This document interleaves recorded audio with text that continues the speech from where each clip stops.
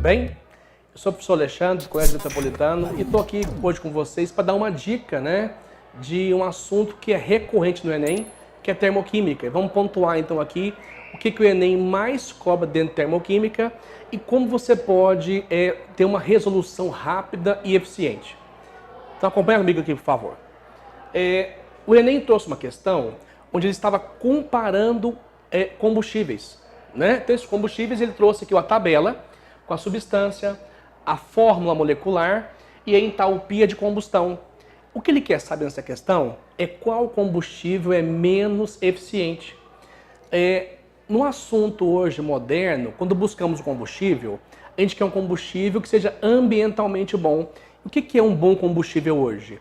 Que gera energia boa, só que gerando menos poluição. E nesse contexto, a poluição é a emissão de gás carbônico. Então vejamos. Benzeno, que é o C6H6, etanol, glicose, metano e octano. Ele trouxe os ΔH de combustão. Ele quer saber qual desses combustíveis é menos eficiente por mol de CO2. Então vejamos. O que eu trouxe aqui? Equação de combustão. Vamos recordar? Toda equação de combustão ela é exotérmica. Ela gera energia, ela é exotérmica. Então eu tenho o combustível, que a tabela trouxe, tem o comburente, que é o oxigênio, e vamos formar gás carbônico e água. O problema é, os alunos adotam uma resolução que não é a mais rápida, não é a mais eficiente. Acompanha comigo. Benzeno mais O2, CO2 e água. Então, balanceando a equação, eu percebo que eu tenho 6 mol de carbono aqui, eu irei gerar 6 mol de CO2. No caso do etanol, são 2 mol de carbono. Eu estou gerando 2 mol de CO2. E assim por diante. O que você percebe? Que a quantidade de carbono é a quantidade de CO2. Eu nem vou balancear o resto da questão, por quê? Porque ele não está perguntando sobre a água e nem sobre o O2. Ele só quer saber a relação da quantidade de CO2 em relação à energia.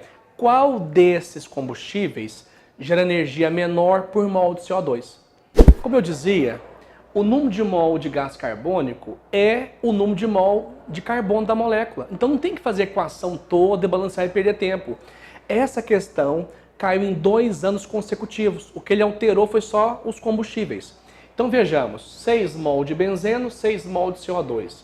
O que eu sugiro então para uma resolução rápida e eficiente sem desgastar?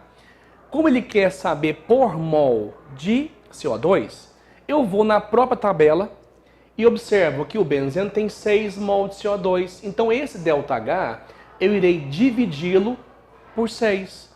Quando eu faço isso, eu encontrei a energia liberada por mol de CO2. Dividindo o etanol por 2, que é o número de carbono, dividir a glicose por 6, que é o número de mol de carbono e, portanto, o número de mol de CO2, dividir o metano por 1, tem um carbono, portanto, 1 mol de CO2, o octano tem 8 mol de carbono, então ele poluiu 8 mol de CO2. Dividindo por 6 por 2, eu fiz a energia por mol de CO2, calculando rapidamente a substância que liberou energia menor foi a glicose.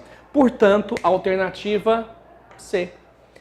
Pessoal, perceba que quando a equação de combustão é tratada, e essas questões são recorrentes, eles vão argumentar sobre a eficiência de combustível. E essa eficiência está intimamente ligada à quantidade de CO2 emitida.